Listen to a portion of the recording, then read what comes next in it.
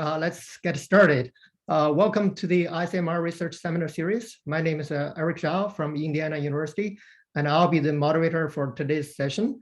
Today, we are extremely delighted to have Professor Kathleen Eisenhardt and as well as Professor Ben Hallen with us as our distinguished speakers. Before I introduce our speakers, let me first just say a few very quick words regarding this seminar series. Now, this IACMR Research Seminar Series is a monthly Zoom-based seminar series for scholars around the world, particularly for IACMR members living in China. Professor Lori Yue and I took over as the co-chairs of this research seminar series a couple months ago, and our goal is to invite some of the most distinguished scholars in our field and provide our audience with an opportunity to learn some frontier research and interact with our speakers directly. So in terms of format, we normally hold this seminar on the fourth Wednesday of each month, and we alternate it between micro and macro topics. Each session will last for about 75 minutes. And during the talk, please make sure you're muted. If you have any questions, please leave them in the chat box. And also, I talked with Ben briefly before the talk, and he's also okay if you have some burning questions you would like to ask during the talk, okay? So we also, of course, have time after the talk for you to ask questions directly to our speakers. Now, I'm extremely pleased and honored to introduce our speakers. Today, we're fortunate to have both Kathy and Ben here with us on the call, and they will present their joint work, Measure Twice, Cut Once, Achieving Exceptional Growth in Nascent Online Fashion Markets. Both Kathy and Ben really need no introduction. So Kathy is an extremely accomplished scholar, as you can tell from the biography we shared with you on the IACMR website. Instead of repeating all her achievements over the years, what I'm going to do is I'm going to highlight a few things I personally really appreciate regarding her scholarship. First, I read a lot of Kathy's papers. One thing I find most impressive is that she always has an excellent grasp of different streams of research that address a particular topic, and is very skilled in synthesizing a broad range of studies in a very comprehensive yet concise way. So this is extremely important skill that we all need to learn so that we can better situate our research questions and motivate our research contribution.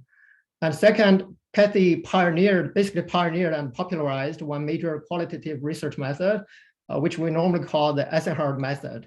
In her papers, we always say very smart choices of multiple comparative cases that allows identification of causal mechanisms while maintaining the generalizability of key findings. And finally, Kathy is very generous and productive in coaching doctoral students. Generations of doctoral students have graduated under her supervision, who have themselves become leaders in our field, including Professor Ben Hallen from University of Washington. So I actually got to know Ben when I was a doctoral student back in Alberta, and have closely followed his very impressive career progress ever since. So Ben, we're so happy to have you present the work with Kathy today, given Kathy's challenges. So please take it away whenever you're ready. Okay, thank you so much for spending time with us. Hey, maybe I'll just start off. First of all, good morning, everybody, or ni hao. Thank you for taking the time to listen to what we're going to be saying today, and a special thanks to Eric and Lori for inviting Ron, Ben, and me to present our paper. As I think Eric was alluding to, I was in an accident last week and have a concussion, and so I can't really do a lot of screen time. So fortunately, Ben is going to step in and present the paper for us. But I did want to get on the call and say hi to everyone, and again to thank you for your time, and looking forward to the ideas that you might have for us for improving our paper. So thanks again for coming. All yours, Ben. Great. Thank you very much, Kathy. Eric, Lori, thank you so much for coordinating this. Everyone, good morning. Thank you for joining us today. This is a work that we've been working on. I'll go ahead and share my screen here. Really excited to share this work and to get your thoughts on it. And so I'm going to give that just a second as that brings up. I am going to have the chat open, but probably will not be able to follow it And then we'll also keep an eye on the raised hand feature. But we'll definitely have some time at the end for Q&A. And then as Eric referenced, if you have a burning question, please feel free to go ahead and ask it. So this paper is joint between Kathy, myself, and Ron Tidhar. If you haven't followed Ron's work, you should be. It's really interesting. A lot of stuff at the intersection of machine learning, and then also doing work around growth, such as you're seeing here. And so the title of the paper is Measure Twice, Cut Once, Achieving Exceptional Growth in Nascent Online Fashion Markets. And what we set out to do in this paper is really understand the process of exceptional growth. Now, what do we mean by exceptional growth?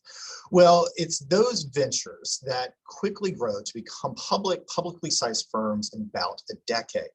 And so sometimes these are commonly referred to as unicorns. There's different criteria, and we'll get into how we chose to measure it.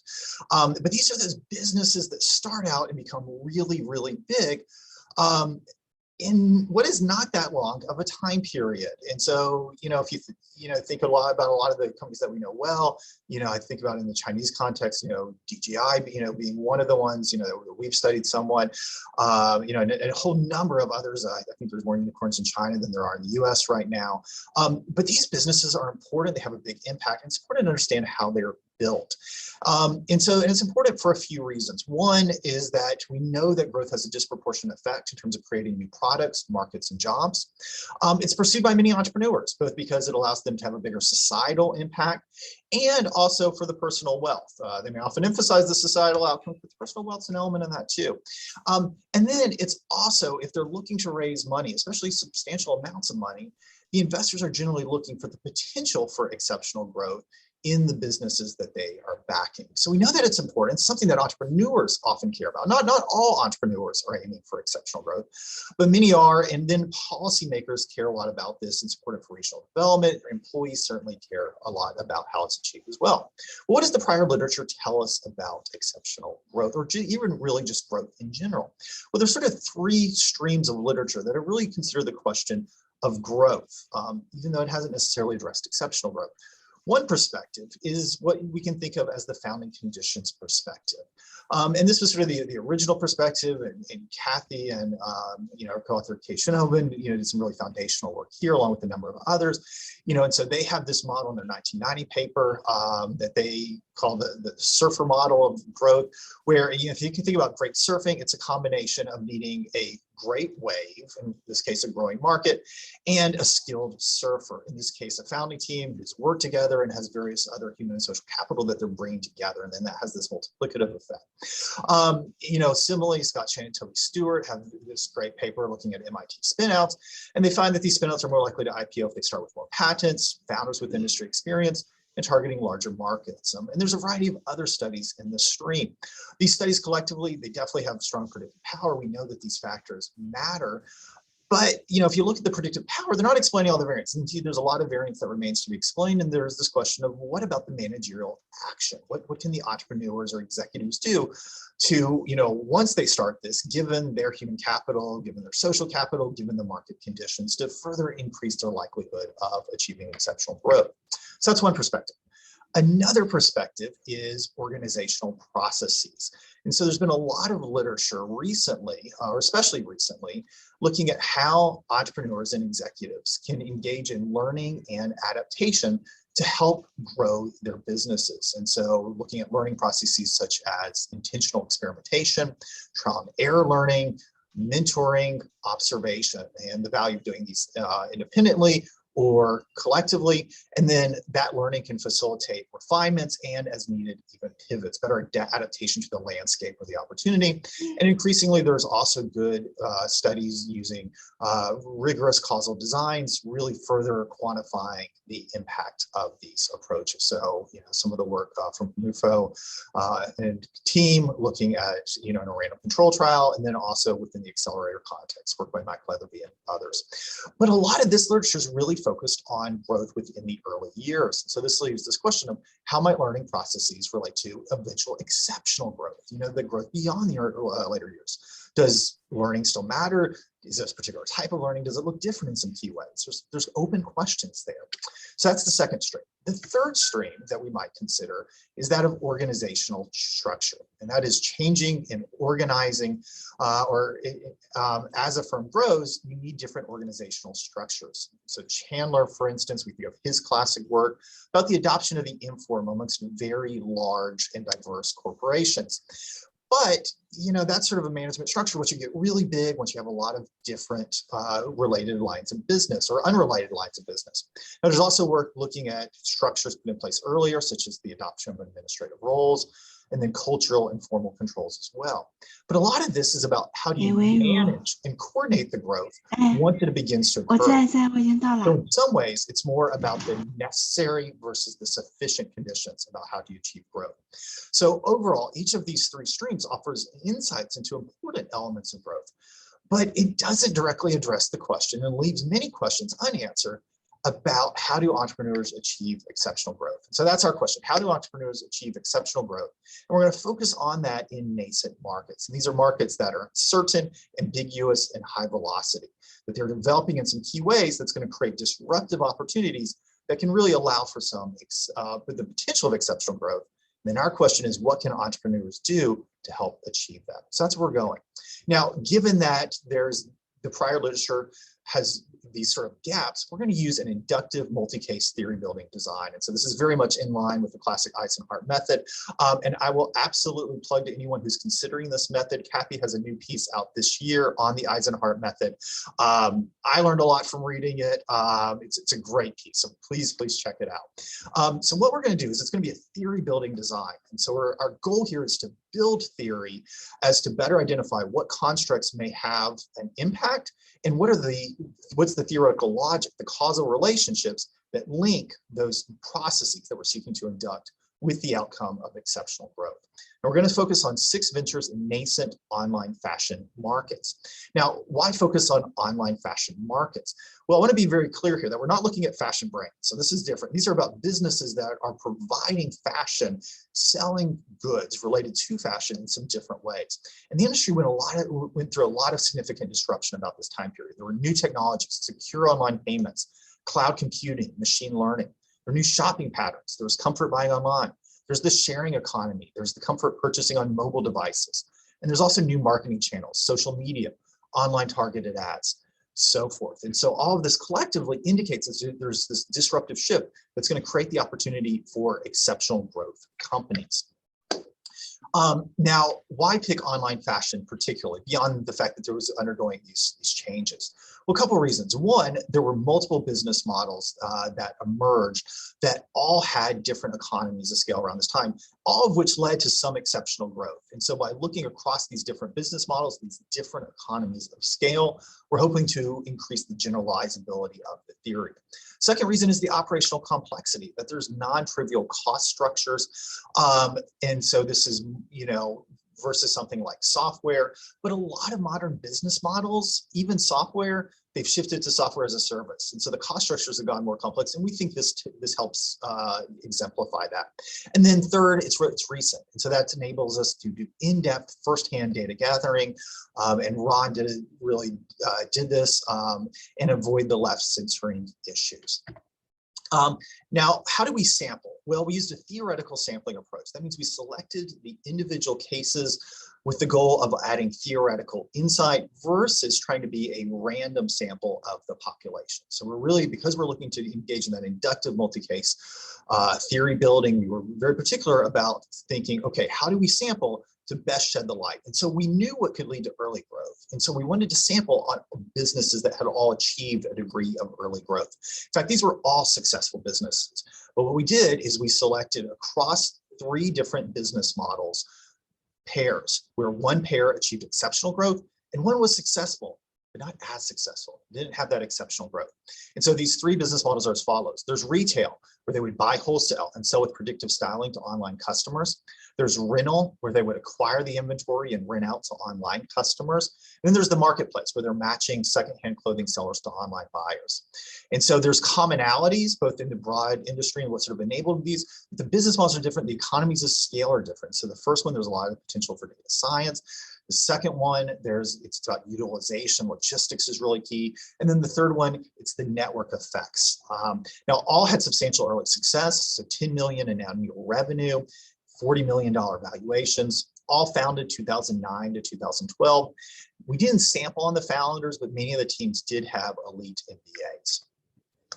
Data was gathered, the emphasis is really on from founding up through the first 6 years of age. We continue to track them after that, but very divergent patterns had been established by that point. So we tracked outcomes following that. The analysis is really going to focus on the first 6 years for each of these businesses. The data is there's extensive interviews with the CEOs, the founders, investors, employees.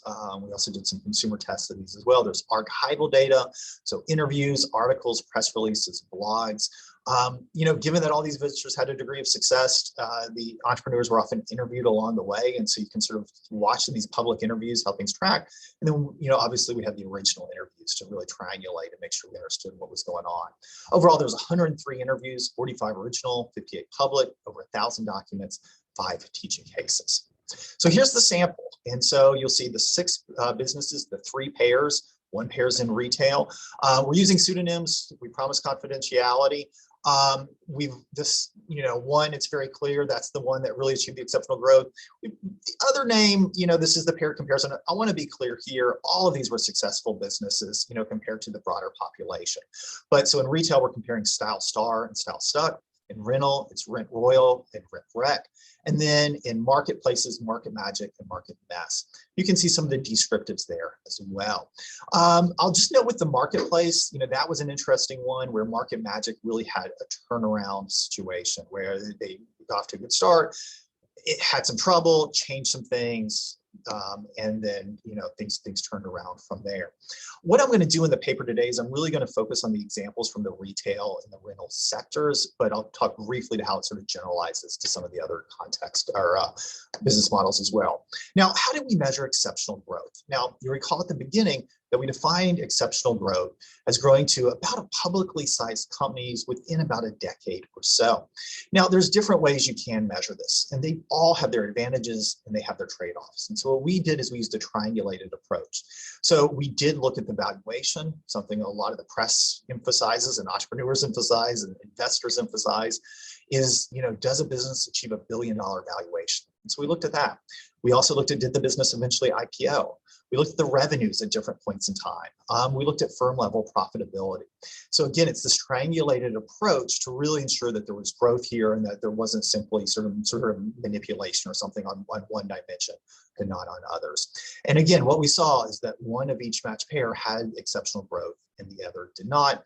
And then our theory building process is to induct the theory. So how do we do that? Well, we wrote the detailed case histories for each firm, 60 to 100 pages each. Then there was within case analysis. And so really delving into each case to develop the initial constructs and the themes. And the Series A emerged as the natural breakpoint. Now, what does Series A mean? What that is that's the first large venture capital round that businesses typically raise. So they may have raised some money before, a venture capital firm may have invested a little bit before, but the Series A is really the point at which it's understood that the business is ready to begin to grow aggressively. And so that's the big shift there. And we noticed some shifts in the behavior and some of the logic dynamics there. So that emerged at that point.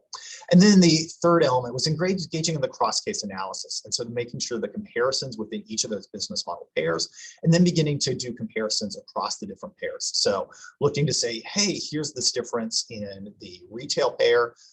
Does that look similar or different than what we're seeing in the rental pair or in the marketplace pair? And as we iterated through that, we continue to go back to the literature. The goal throughout is to identify the constructs and that were associated with the differences between what differentiated the businesses that ultimately had exceptional growth and developing the theoretical logics that linked those constructs with exceptional growth. And throughout this process, we were continuing to use a replication logic to ensure that the findings were as generalizable as possible and avoid overfitting to the idiosyncratic elements of any one case. So what did we find? What was the difference in exceptional growth for the ventures that achieved it versus those that did not? Well, there are a couple of things that everyone did. First, they all engaged in experimentation and customer interviews. So for those who teach entrepreneurship, this is really similar to sort of the lean startup methodology. So there's a real emphasis on that learning, both through the experimentation and learning through one-on-one engagement with the customers. They all managed to identify offerings and business models demonstrating high demand. The customers wanted to buy these products. That's not an easy task. And again, this was part of that theoretical sampling. We wanted to make sure that they at least reached that level of success. I will also note that all of them avoided significant reputational missteps and scandals. For those that follow these high growth companies, sometimes that will take a company off key. We didn't necessarily see that here, but could certainly happen elsewhere. So if those factors didn't drive the differences, what did? Well, what we saw was that exceptional growth resulted from a nonlinear process with that inflection point. And so there's going to be these two eras by which we break out the findings. Era one is what we call laying a foundation. So we're going to use the metaphor of building a house here. And we're going to talk I'll talk a little bit about what does that foundation look like. But initially, the exceptional growth ones, they took the time, they laid a foundation on which they could then achieve exceptional growth. And then that was up through the Series A. And then in era two, they built on it and expanded that foundation.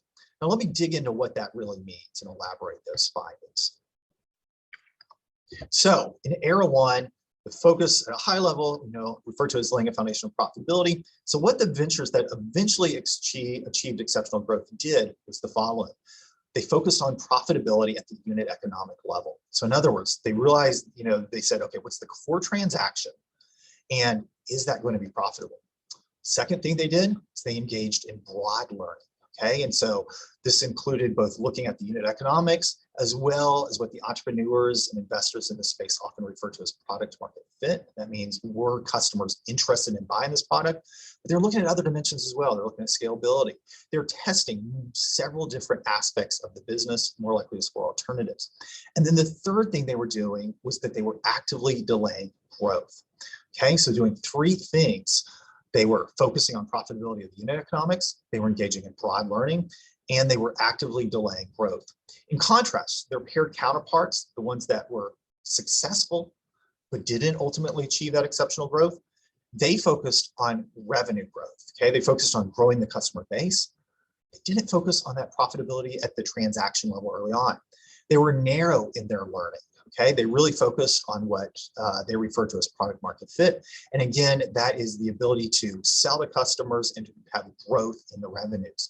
And when they found something that was working in terms of revenue growth, they actively accelerated it.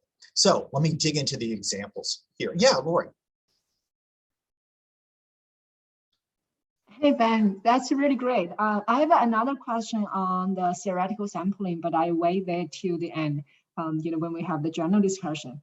So the question here, I wonder, this kind of revenue focus, you said when they're focused on revenue generation early on, and then their growth speed is slower, right? And then if they're not focused on this, their growth speed will be faster. So I just wonder if there's like reverse causality here, so that you are able to afford that you don't need to focus on revenue. So that means you probably have higher potential. So investors are willing to invest you. And that's the reason you're able to have, faster growth speed. So I just wonder about, what is the relationship, how. Yeah, great question. And I'll detail this in a little bit. What we actually found is the ones that followed the exceptional growth path had a little more trouble raising money early on. And so it wasn't necessarily a slack difference, but that would obviously make sense as something to be thinking about there. But yeah, great question. And so I'll sort of get into these findings and then let me know what you sort of think as I elaborate this. So let me go ahead. Right, Ben, can I ask you another quick question here? Yeah. So it sounds like, the way you talk about this, it sounds like there's, they're trying to focus on profitability, right? So you say they're, in doing this, they're actively delaying their growth, right? So I'm curious about the relationship between the two, right? So is there a trade-off between being profitable versus scaling up at this stage? Do they really have a choice here, right? Yeah. Or there's an inherent trade-off between the two, right? So how does it work out here? Yeah, let me give you some examples. We do think that these are choices. And I'll sort of dig into the examples of sort of how they're making these choices and sort of how they're playing themselves out. But yeah, these are great questions. And I'm making a note of some of this as we continue to develop this.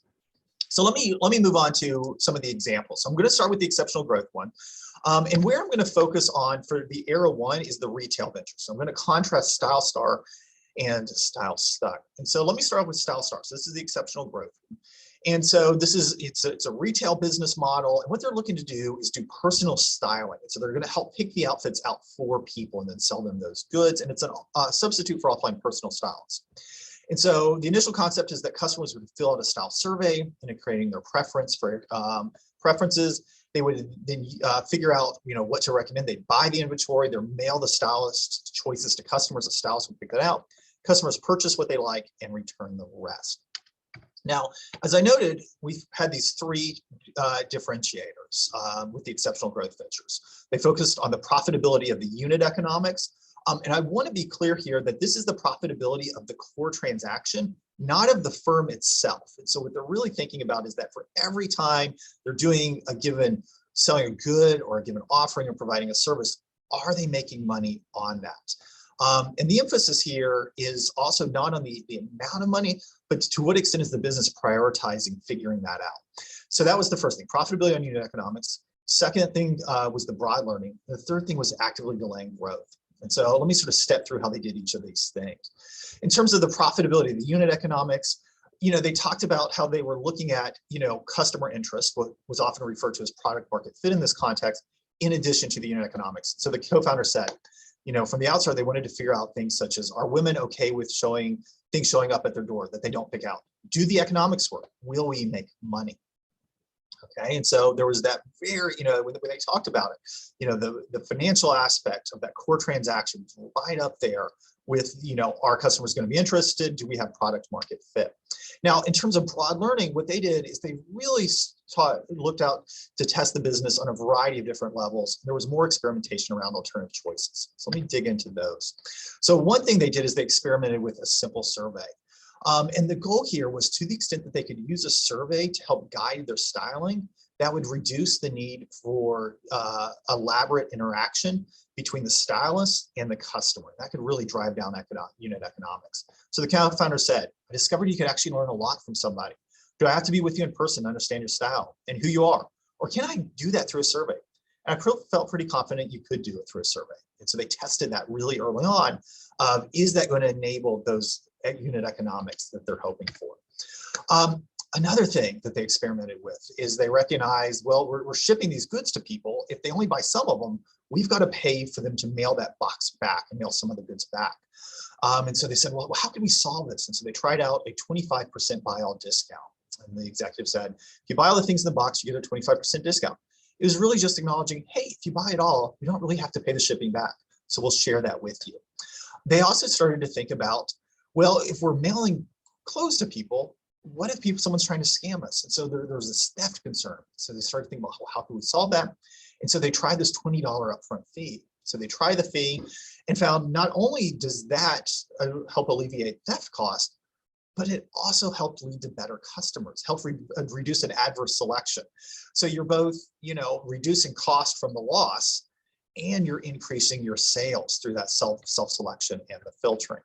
Now, throughout this, they're actively delaying growth. And so, Eric, this is sort of getting to your question of because we have that word active in there. And so part of what they're doing is they found the customers are really liking the product, but they're using a wait list. They're not going out and spending a lot of money on advertising to try and grow their customer base at this point. Instead, they're really saying, okay, we think this is working, customers seem interested in it, but we want to make sure that this is going to both meet customer demand, okay, that they're interested in it, that they like it, that it's unit economic profitable, and that we've explored a bunch of these ideas around how we can make this even better. So what happened is they spent nearly 2 years focused on developing a profitably scalable business.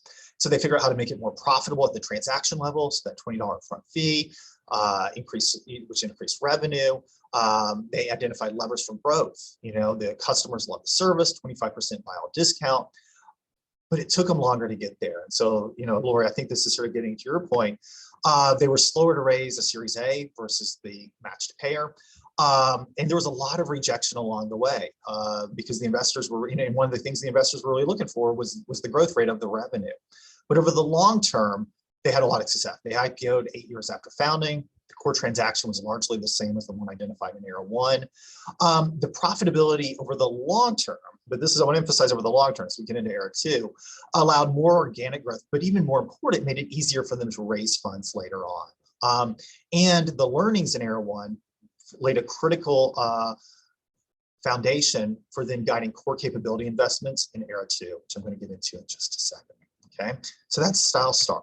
Now, let me tell you a little bit about the paired counterpart, Style Stuck. So again, successful business, but it took a different approach during Era 1, during its early years. And it was faster to get to reach that Series A. So Style Stuck, a little bit of background. They also were looking to substitute for the classic offline stylist. The initial concept is there's going to be stylists, there'd be a video meetup with customers. They talk about the preferences. The business would buy the inventory and mail out stylist choices to customers. Customers purchase what they like, and then they would return the rest. Now, how did they exemplify these sort of 3 common patterns that we saw with the paired counterparts? Well, in a couple of ways. One, they focused on product market fit. And so this was really demonstrating revenue growth. And so, the Style Stuck CEO said, product market fit, make sure the market actually wants your product. Don't go nuts on engineering your first rendition before you actually put it out of the market. And so this was a term we heard over and over. Now, the other entrepreneurs, the exceptional growth ones, they cared about product market fit, but there was that emphasis on the unit economic profitability as well. And so here focus was just on the product market fit. They learned narrowly, they satisfied once they started to demonstrate customer interest in sales growth. So the CEO said, we didn't know if we'd ever get our cost of our goods low enough and commissions cost low enough. In-person sales and real estate costs low enough to make it all work. And I'll elaborate that in just a second. But we knew we could convince a lot of guys that this was a better way to shop. So they really focused on, do we have how can we find something that we can sell a lot of and we know how to sell a lot of? But that's where they focused their learning. And then they actively accelerated growth. And so this also gets to the prior question of, as they found things that worked, they invested their resources and their attention into accelerating that revenue growth as much as possible. So using Facebook ads, adding additional person channels. Let me elaborate a little bit about this process and what it looked like for them. So one thing that they experimented with was, as they had this headquarters, they started to think, well, could we have people come by the headquarters and interact with our salespeople? Okay. And so the co-founder said, we realized that interacting with customers was a lot easier in person. Why not have people come into our headquarters? And then they realized once that worked, they could expand it. And so they said, we call them shopping marks. Those customers were always better customers because it's easier by close in person. So they started to replicate this. But of course, as they started interacting with people in person, it had the advantage of making it easier to sell. There were some real cost implications because there's the real estate costs. There's the scheduling complexities that all that entails as well. Also, they really leaned into the engagement between the stylist and the customer. So they wanted that embedded relationship between the stylist and the customer. They wanted them feeling like they knew each other. So they had the in-house stylist and they paid them by commission. And they found that this really improved sales. So the co-founder said, we really had to prove that we could build a team of salespeople who would become a core part of our overall company culture and value proposition to customers. Now, interestingly enough, a lot of the salespeople were actually coming from outside of the fashion industry. It was oftentimes people who's had a background in enterprise sales or something else, but they found that they could pivot very effectively into selling these clothes, and that these people would often bring a Rolodex of contacts with them, which would also help further accelerate the growth. So overall, after a year, what happened with Style Stuck is they had made these changes. They had the in-house stylist, they had the in-person shopping as a complement to what they're doing online. These two things really, they did increase revenue, but they also increased costs. The stylist commissions were expensive, the real estate was expensive. It was also a complex transaction. And so there was in-person shopping, there was sales via these embedded relationships. So the result is they reached higher revenue sooner, but around a core transaction that was likely less profitable, which was more complex. So they were faster to raise a Series A. Investors strongly rewarded this aggressive growth. But over the long term, they had problems. They never reached firm level profitability. They were eventually acquired for $350 million. So, I mean, that's a great acquisition price, but it's not at the level of the exceptional growth business. And the unit was still losing money. So the acquirer ultimately wrote down half of the acquisition value. There were some fundamental problems as well. And the founders had to move on. And so there were some core issues, and even though things seemed to be going well for them at the end of era one, some things they had not addressed that ultimately caused some substantial problems for them and limited their ability to gauge an exceptional growth. And we saw the very same patterns as we looked to the other businesses as well, as we looked at in terms of the rental market and in terms of the marketplace market. So again, the difference, what did we see? So it's along 3 dimensions. The ventures that ultimately achieved exceptional growth really differentiated themselves on 3 dimensions. One, they emphasized the profitability of the unit economics. Contrast the paired counterparts to emphasize growth. The exceptional growth ventures engaged in broader learning about all sorts of different dimensions of the business. Contrast the paired counterparts learned very narrowly about how to facilitate that revenue growth. The exceptional growth businesses actively delayed growth early on. In contrast, the paired counterparts actively accelerated. What that meant is the exceptional growth were slower at the outset. It's like the story of the tortoise and the hare. They had lower initial revenue, but they laid a foundation that proved really helpful later on. Contrast the paired counterparts really fast to that Series A, but there were some problems that ultimately manifest later on. So you think about like cracks in the foundation of a building. Now, why is this? We in theory building, we want to go beyond simply the pattern to build the causal linkages as to what links these behaviors with these outcomes of exceptional growth. We think for 3 reasons. One, there was advantages of prioritizing the profitability of the unit economics. And so by identifying the core transaction prior to constrained commitments, preserved flexibility, that there weren't commitments made to customers, there wasn't deep investments made in a lot of resources that limited the ability to try new things and further iterate on what was the business model, what was the core offering. It also helped create financial flexibility. So there's less need for outside investors, but it also made it easier to attract investors later on once that profitability at the unit level was paired with the growth. But of course, that took a little time. Second, there was broad advantages to the broad learning. And so they engaged in broader search of the solution space because they were looking to look for something that was going to be profitable at the core transaction and where there was customer interest. They were less likely to satisfy early, more likely to optimize further. And of course, we have this in quotes. It's not fully optimized, but it's further optimized versus the premature satisfice we saw in some of the other businesses. It also helped them develop a simpler transaction. By learning more broadly, they understand what was core about the business model and their offering and what was peripheral. That meant that as they started to grow, they could emphasize their efforts on replicating the core elements and sort of letting some of the periphery elements pass for the moment being. That allowed easier and more robust scaling. And then the third thing was they built better strategic models. And this is going to be really key in era 2. But they developed a more accurate, more valuable mental representation of possible activities and the linkages with performance in the space.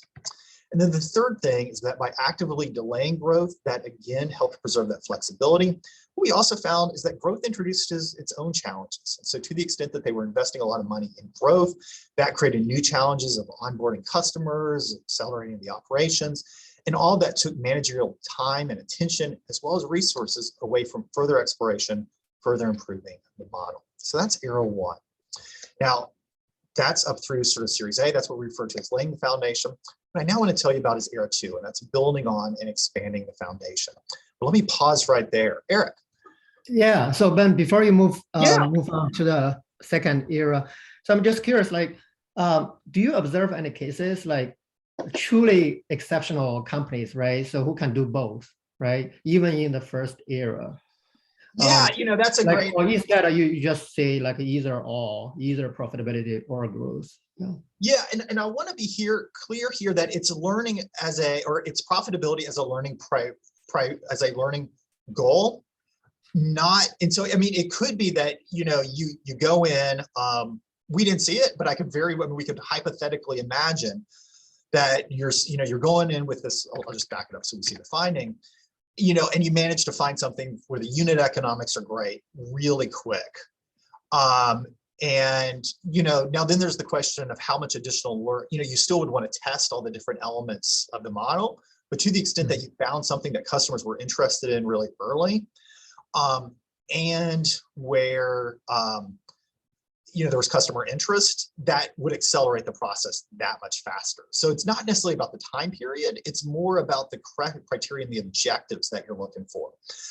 I will also note, I'll get into boundary conditions at the very end, but this obviously sort of begs a question. Like there's these famous firms that were just, not profitable at the firm level for a really long period of time, like Amazon, Uber, so forth. And so, what about those stories? And we were, of course, thinking about that. So as we started to dig into some of the histories there, what we saw was a lot of them took a fair amount of time to really get that core transaction right. That Uber, is doing black cars initially, and they're combining it with mobile and with GPS. And so they're really, looking to, hone that. Airbnb, there's this famous story of, they were, when they were in Y Combinator, they were encouraged to fly out to New York City and visit, all the customers in New York City, and they, experimented around adding pictures and stuff like that.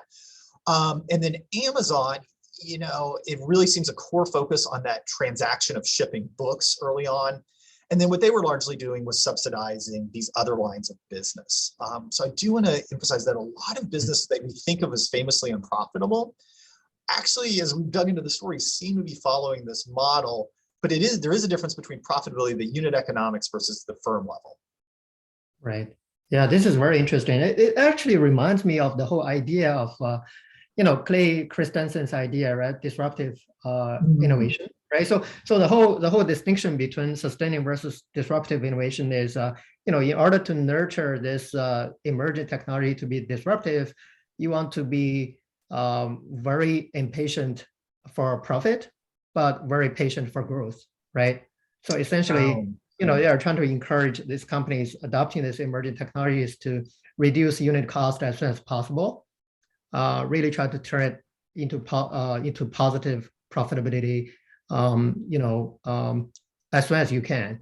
But at the same time, like you want to be patient for growth because it really takes time to nurture this technology, right? So first, cut down cost, improve your process, and second, at the same time, also try to improve some other features of the technology to make it more appealing for consumers, right? So in some ways, like we talk about this, like it reminds me of that story. It's very similar kind of logic, but totally different context. Yeah. Yeah, I'll have to go back to that. Yeah, thanks for drawing those parallels and that connection. That's really helpful. And yeah, and it wasn't that the firms were saying we need to be churning out a lot of profits. They weren't producing a lot of profits that the founders were paying themselves big salaries or anything. But they wanted to figure out the profitability at the unit level as an objective, and they wanted to make sure that they knew how to grow it. They wanted to make sure customers love the product, that they had an idea for how they grow it. But they weren't accelerating that growth yet. They were engaging that at broader learning. Yeah, awesome. And Kathy, did you want to jump in? jump in? The other thing that's going on is the fact that they're looking for profitability motivates you to look at more parts of the transaction. If you just look at product market fit, you only look at revenue. But if you look at and growth, you look at the whole transaction. So I think it's the objectives in part shaping the direction of the search. Yeah, and that was really interesting too. Of we often think about like sort of search on an NK landscape, and here it was getting into like what are the objectives that you're searching for, and that there was this set of entrepreneurs that was really just focused on that. And by growth, it's the revenue growth that they were focused on, and they would refer to it as the product market fit. Other questions before I move on to Eric 2, or Kathy, if there's anything you want to add. I don't know if I wasn't, I might have missed it, but someone asked in the chat something about what about competitors? And I think at this point in the growth of this point in building entrepreneurial companies, the better entrepreneurs focus on learning. They don't focus on their rivals because their rivals typically are not very big and not very important. And so they spend much more time learning as opposed to paying attention to competition. Competition comes later. Yeah, Kathy, thank you so much for paying attention to the chat box. I think there's another related question, which is, I think somebody asked about, how you think about nascent market, right? So how you define this market, how you draw the boundaries here, right? So it's kind of, if you can quickly clarify that, that would be very useful too. Yeah. You want to do it in Ben, or do you want me to say? Yeah, well, I'll start out and then, feel free to jump in, Kathy. So, so we have it defined in the paper as, ambiguous, uncertain, high velocity, nascent, the term, is new. And so what we're really thinking as a market that is either new to the world in terms of demand for it, or where there's substantial shifts that allow a new competitive structure in some key ways. And that's really posed for sort of very high growth of the businesses in it. And so there's a reason to believe there's going to be sort of high growth from the consumer adoption, and that in turn enables the high growth from the business level perspective. Yeah, another short way to think of it is, I don't know if you all know the 5 forces, but if you cannot draw a 5 forces diagram, you're probably in a nascent market because you just don't know. Or Chinese context, civilian drone industry that DJI has pioneered was a nascent market when they started. Right. It's very good. Yeah, thank you so much. Great, and then I'm just skimming.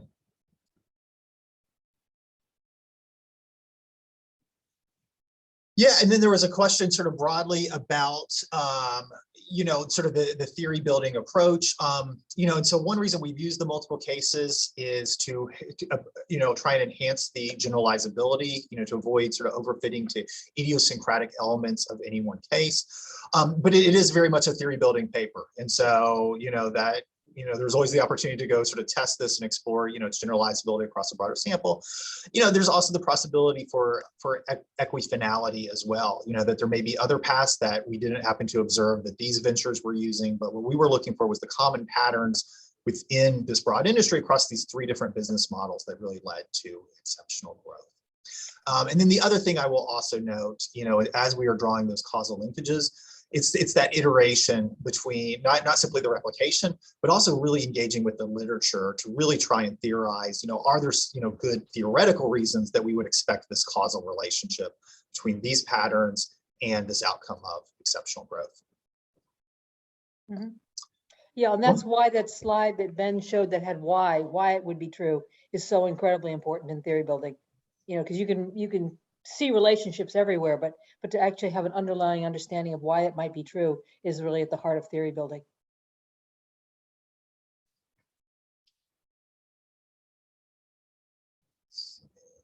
Okay, well, let me. All that was in chat, Ben. I was actually looking a little bit at chat. Okay. So, I think we're good. Okay, great. Well, thank you so much. Well, let me go ahead and move into era 2 then.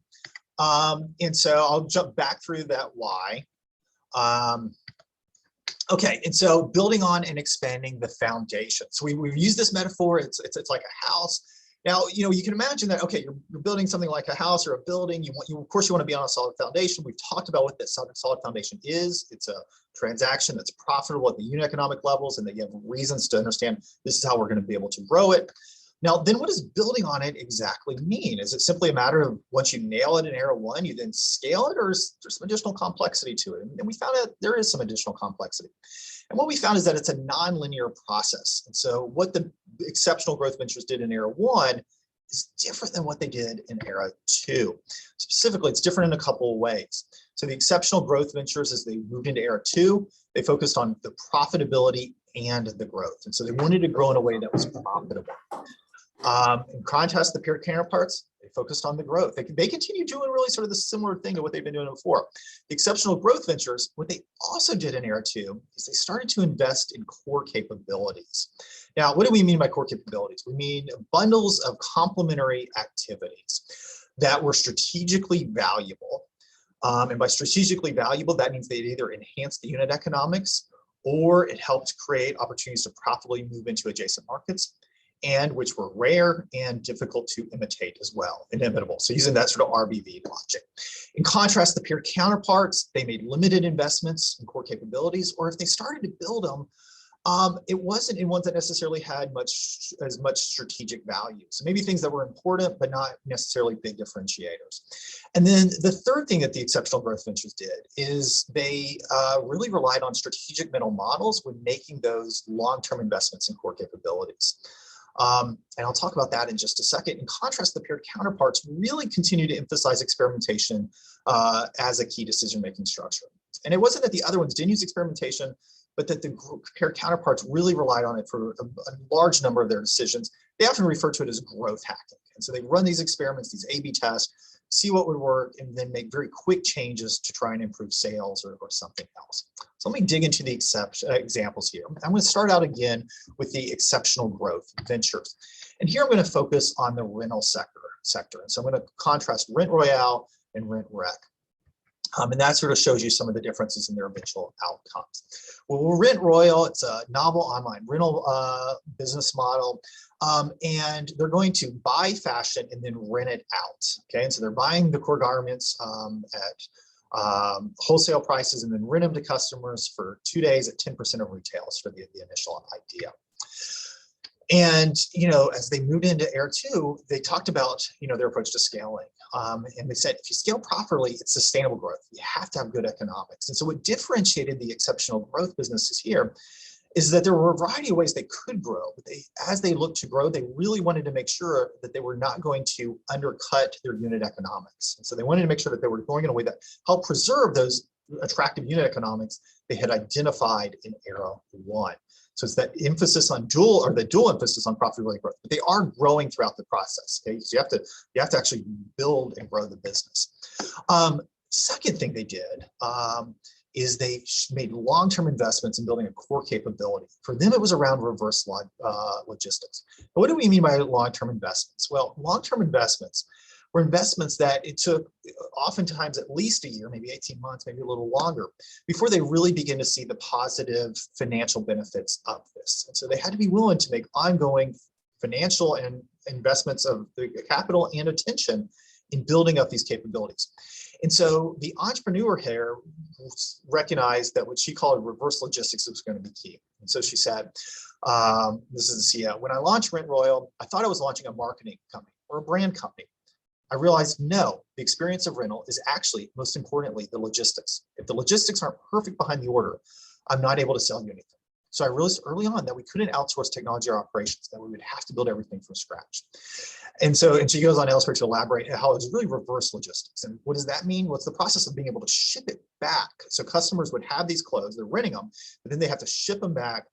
Rent Royal then has to process them, clean them, inspect them for any damage, and then turn them around so they can be shipped to the next customer. So that was the reverse logistics. And it's different in some key ways from traditional e-commerce, where you're shipping from the company out to the customer, but it's rarely coming back. Only if it's a return is it coming back. Here, it was intended to come back very, very frequently. So how did they go about building this reverse logistics capabilities? Well, they did so in a few areas. First, they focused on cleaning. Now, initially they were partnering with a dry cleaner, and that, you know, helped get things off the ground. But they realized a few things. It was inefficient. It lead to frequent delays. Then items aren't available, and that has impact on customer service and utilization. And it was unreliable. There were some inventory losses. And so they were having problems there. And so they began to build a capability here. They did it in a couple of ways. One, they hired someone who had experience helping manage a chain of very professional high-end dry cleaners. And so there was some scale to these. This person knew how to do dry cleaning at scale, knew how to run operations. And so they hired that sort of top-tier talent. The other talent they hired was not necessarily at the executive level, but what is called spotters in the industry. And so they said the hardest person to recruit has not been engineers, it's been the spotters, the workers that spot and remove the stains. So they really made an investment of how do we hire these critical workers for our business model. And then they made complementary investments in other activities. So they had warehouse, the cleaning equipment that was needed to build this cleaning capability. And obviously all this took capital, it took managerial attention, and it took time for all this to come online and begin to offer those benefits. Next thing they did, they invested in algorithms. So they hired a chief algorithms officer. And so, you know, it's a C-level title. This person had top PhD and experience in physical logistics and machine learning. And that individual made a number of changes. You know, they hired a team, they built a data science team around them. One of the first things they did was change the data infrastructure. They realized they weren't tracking data at the garment level. And so, you know, you think about the sort of analysis we like to run in terms of quantitatively. They wanted to know for a given piece of clothing, how many times has it been shipped out? What's been the utilization on that given piece of clothing? And that offered some long-term advantages. They re-architected the technical infrastructure. They realized they had initially, sort of patterned the whole system, assuming they were doing e-commerce sales. They weren't doing sales, they're doing rentals. That had some key differences. So it's actually much closer to like an airline or a hotel's reservation system versus a traditional e-commerce sales system. And then once they had done that, they started to work on algorithms to improve turnaround and improve the physical logistics. So the chief algorithm officer said there were two journeys: journey of building out the physical operations and the journey of the software, and those two are intertwined. Whole thesis is we don't want people to making a lot of choices, slowing down the process. Then they started working on investing in equipment. So they invested in dry cleaning equipment. So they became the largest dry cleaner operation in the United States. They built mini distribution centers to improve the ability to ship quickly to customers. The result was they had really built a complete system of improved activities. And there was a core capability that really improved their unit economics, helped create a moat that defended them against competition. This is when it becomes really critical, and allowed them to profitably expand into adjacent opportunities. And so they were very profitable, so they were able to launch a subscription business. And they've commented that, only by having these capability investments were they able to do so profitably. They were ultimately profitable in 2016, unicorn in 2019, referred to as revolutionizing fashion. Now, let me talk a little bit about the paired counterpart. Again, in contrast to looking at profitability and growth, the paired counterparts continue to focus on growth. There wasn't as much as a shift there. And they made more limited investments in core capabilities, or ones of limited strategic value. And instead of relying on strategic mental models, such as the Rick Royals entrepreneur, thinking about reverse logistics, these entrepreneurs often relied on continued experimentation and growth hacking.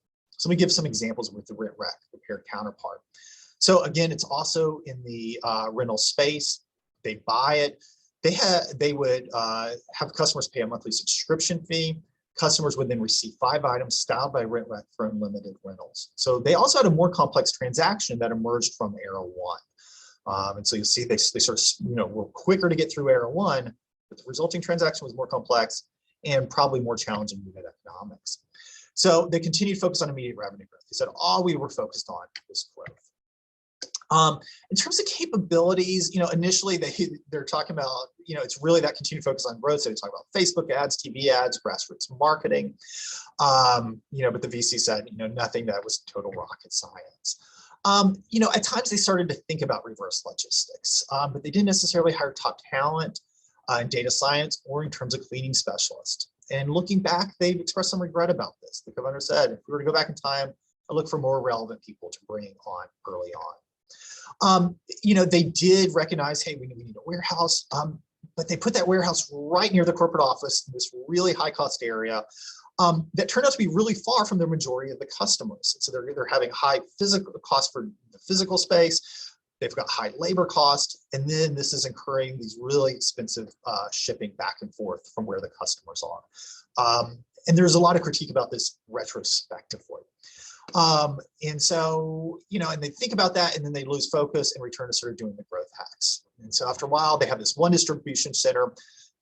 It's leading to slow shipping, increased cost. And one of the investors said, I just think they completely underestimated the complexity and the cost of setting up another distribution center. So he never had enough money set aside because they were always focused on the growth.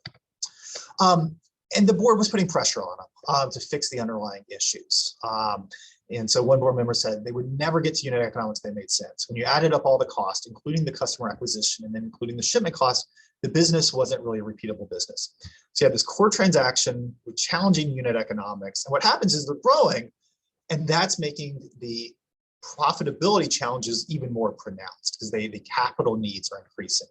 So the long-term outcome, 75 million in revenue, never profitable, revenue plateaus, executive team replaced, they engage in an acquisition that has challenges, doesn't really help things, maybe amplifies them, and eventual bankruptcy. We as a board were a little too late to realize the founders were in over their head, said one of the board members. So what we saw across the paired counterparts was that focus on growth, the limited investment in core capabilities, and the experimentation. In contrast, the exceptional growth ventures, they prioritized profitability and growth. They made long-term investments in core capabilities that were valuable, rare, and difficult to imitate. And they used strategic mental models that they had developed in Era 1 to really guide those long-term investments, because it took time for those core capabilities to begin to offer improvements to unit economics or expansion possibilities. Now, what's our logic for all this? How are we going to link these patterns with exceptional growth? Well, we think for a couple of reasons, that this makes sense. One, as the businesses grew, there was a shift to later stage investors. They needed more and more capital. And the later stage investors were more finance oriented. Moreover, while investors were willing to deal with losses early on, and all these businesses, have additional cash needs, the more you're growing and the profitability is getting worse and worse, that's going to make it harder and harder to raise. They wanted that path to profitability. The focus on profitability and growth also made sure that they were not engaging in types of growth that undermined the core transaction of era one, so they weren't running big discounts or things that would be unprofitable. What it also did is it imposed constraints. And we know from the literature on creativity, in terms of artists, in terms of children, that constraints foster creativity. And so this also helped foster the creativity here. The other thing is that there's also this question of, well, why did the growth first ventures not build strategically valuable core capabilities? This is sort of a classic thing we talk about in strategy. And we think a couple of reasons. One, they often did not seem to recognize the opportunity. Okay, they had often engaged in limited and narrow era one learning. It fostered more superficial middle models. There's also an institutional logics element here, that there's this institutional logic of get big fast, where that they were sort of adopting into. And we know that a lot of later adopters of institutional logics oftentimes don't think critically about the appropriateness of the logic or how to adapt it to their particular circumstances. And so they sort of had this idea of, well, we'll get big fast, that's going to provide a lot of benefits, but they didn't necessarily have a detailed plan for how that scale was going to help address some of the core issues in the business.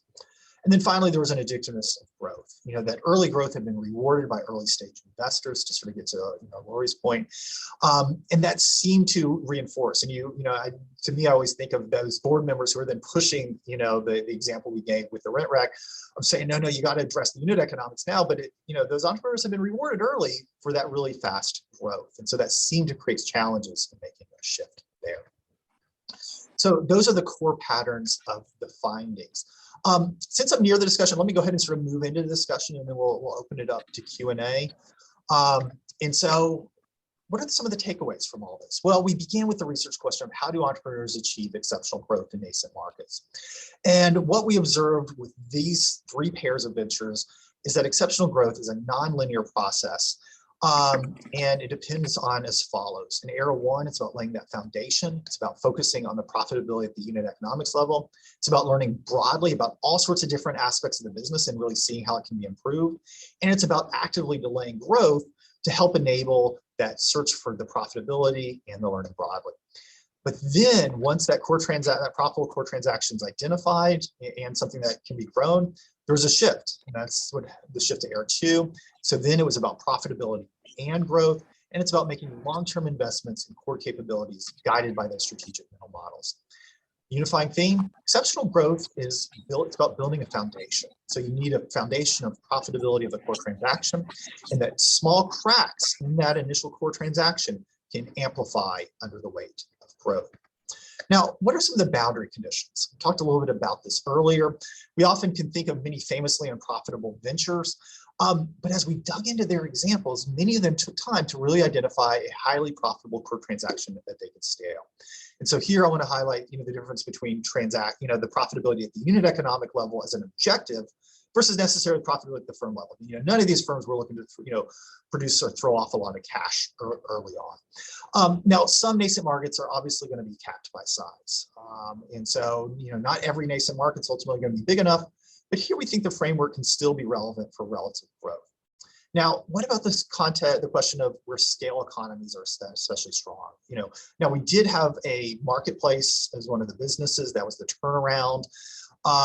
And so we saw these same patterns there. But if they're especially strong, there's this classic recommendation of, well, you subsidize growth. We will note, as we've started to think of examples of where did someone maybe really subsidize by keeping prices low and then turn around, we're still looking for those examples. And it can be really challenging to raise prices, especially when you have a large number of customers, or to really rework the core transaction. So that's something we're still sort of thinking about there. We can think of some examples where, sometimes there's a secondary line of business where you never monetize the first line of business, but you get to a scale and then you're able to capture value through a secondary line of business. You see this a lot in advertising or selling user data, related diversification. I mean, this is where one of the businesses was acquired. It maybe made more sense for the acquiring parent company than if that business itself was losing money. And so, that's a boundary condition we're thinking about. How do we contribute beyond this, idea of exceptional growth? We think one of the core contributions is just unpacking this process model of exceptional growth. Additionally to the literature on learning and entrepreneurial strategy, there's, as we talked about at the beginning, there's this real active conversation going on about the role of learning and achieving early growth.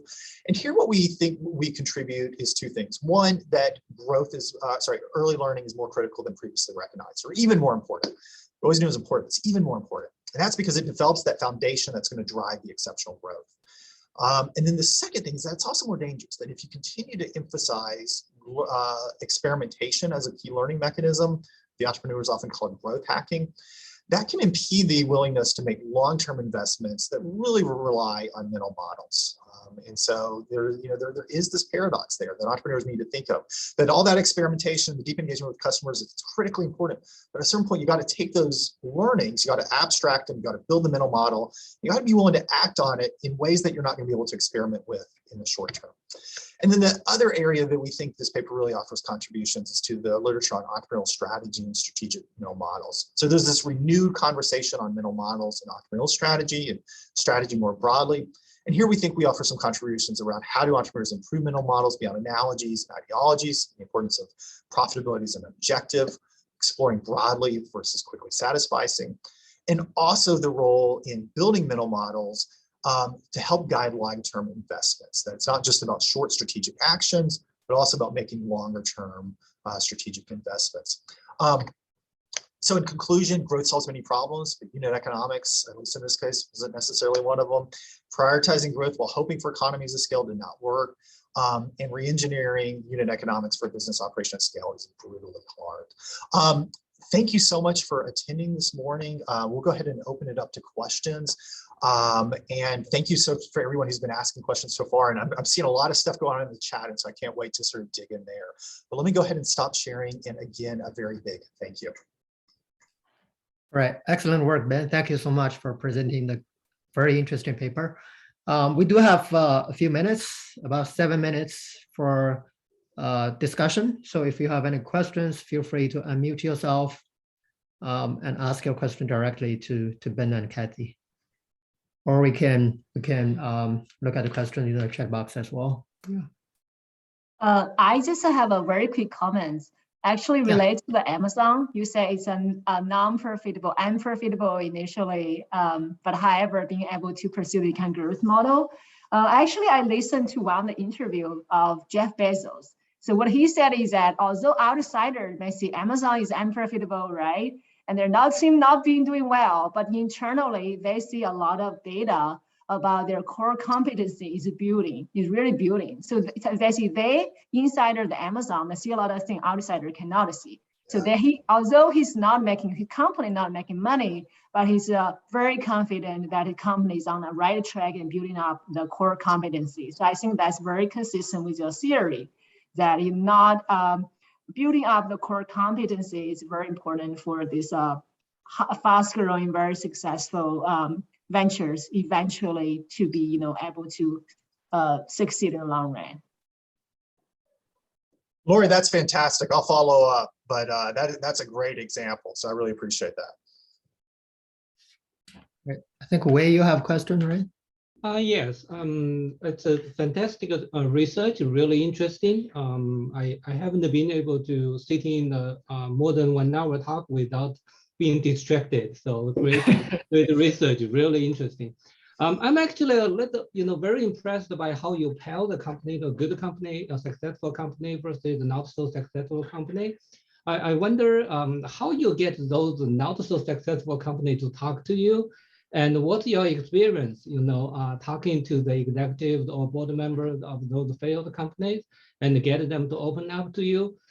Because from my own experience, it's much easier to talk to companies who have succeeded, but it's very difficult to reach out to the people who didn't do very well. Thanks. Yeah, actually, you know, Ben, I think this is a very useful question because we do have a lot of doctoral students and early stage scholars on the call. You know, every single time, like we read Kathy's paper, your paper, we see a very, you know, very beautifully selected sample, very, you know, interesting and comparative cases, right? So, but I believe there's a lot of work that went behind the scene, right? So if you could share some of the tips, like in terms of how you reach this ultimate comparative cases, you know, what are the procedures, steps you normally follow?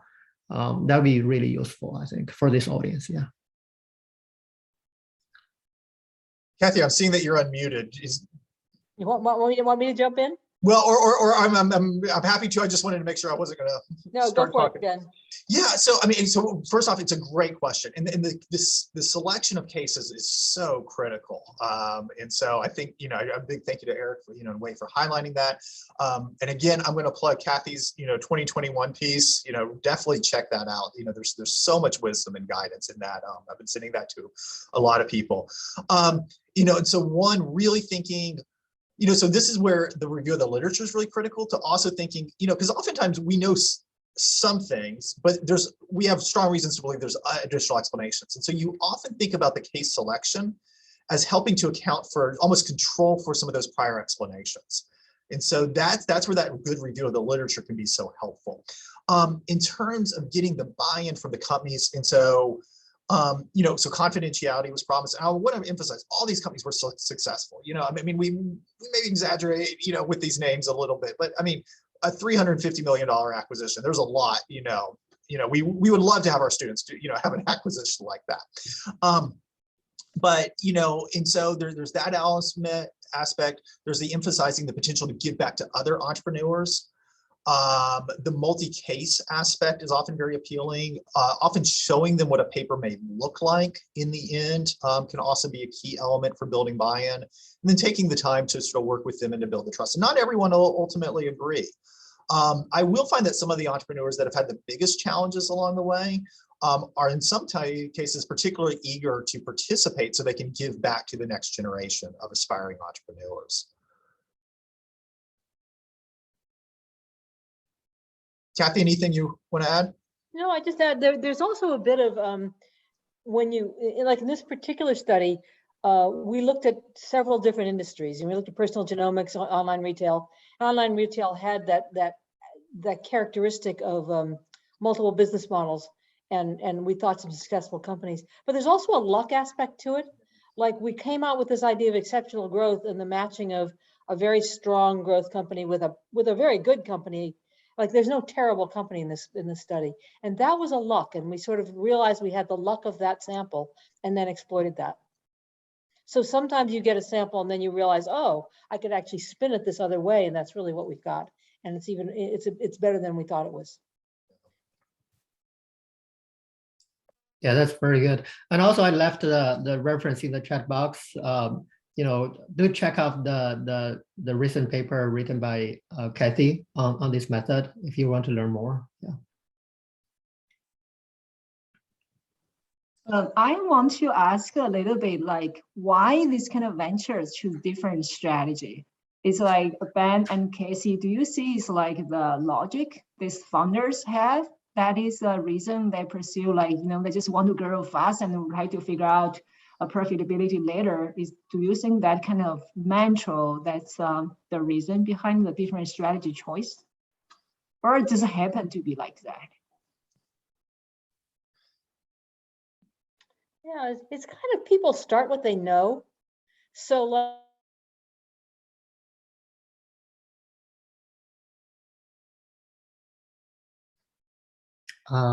did we just lose Kathy? I'm gonna give her a second.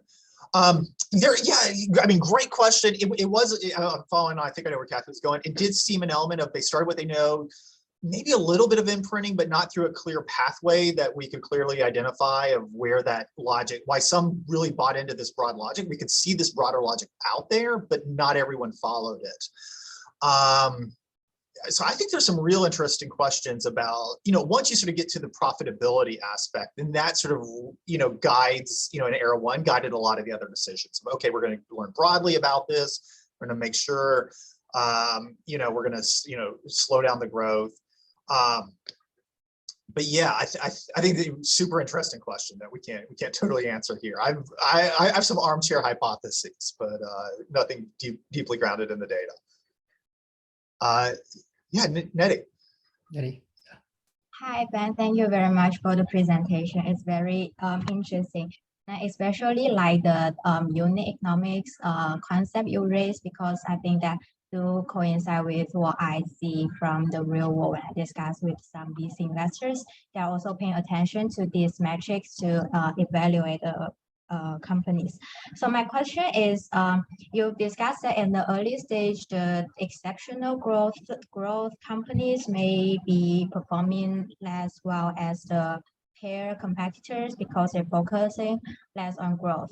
But at a certain point of time, they will like supersede their competitors. So in general, when do you see, like in what point of time will this like supersede happens? Like, because myself suspect is maybe it's like in series B or C, and that's also when the VC capitalism would pay more attention to their profitability. So the companies on the competition side may also start to pay attention to this question as well.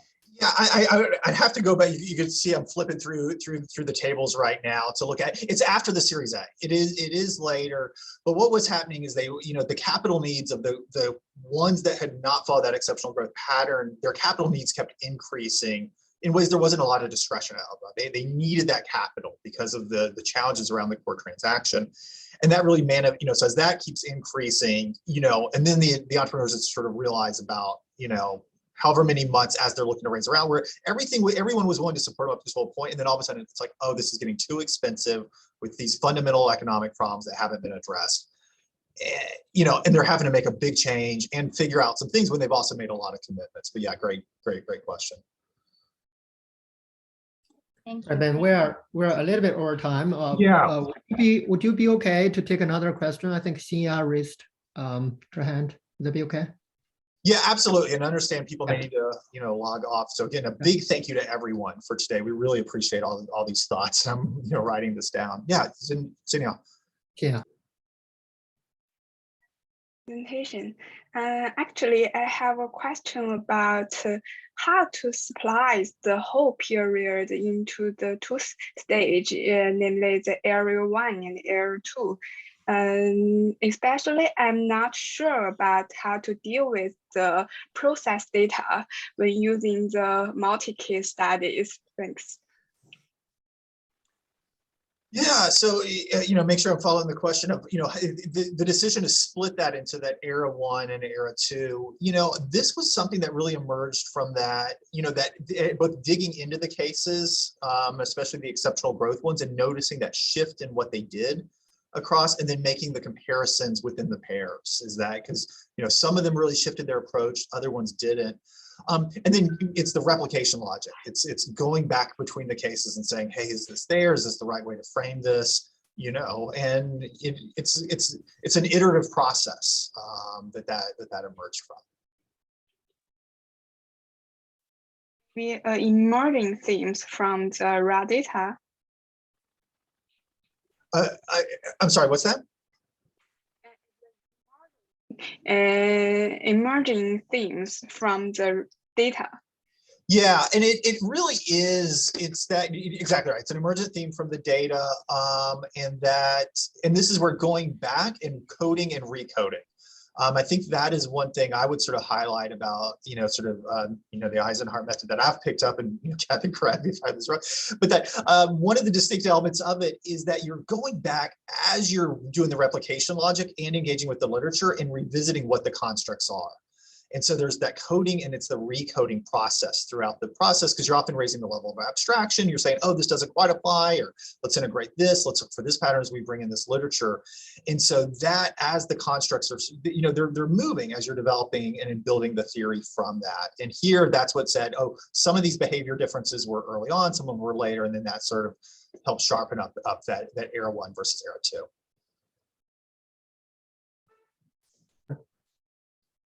All right, so that's excellent. Just to respect everybody's time, let me just quickly wrap this up. Ben, thank you so much again, you know, for doing this presentation. You know, excellent work as always. Kathy, thank you so much for showing up. I'm so glad you made it. Yeah, I and of course, had my blindfold on and the camera off. But thank you. And yeah, of course, you know, we hope you feel better audio. soon. Okay. It's been a long time. Yeah, of course. It's a really great talk. Thanks, Ben, and thanks, Casey. I think everyone learned a lot. I certainly do. Yeah, and Thank also you. thanks to the audience here for being part of this conversation. Of course, you know, we look forward to seeing everybody in the new year for the forthcoming seminars in 2022. Okay, Happy New Year. Thank you. Thank you. Thank you. Bye-bye. Thank you, Ben, for doing that. Oh,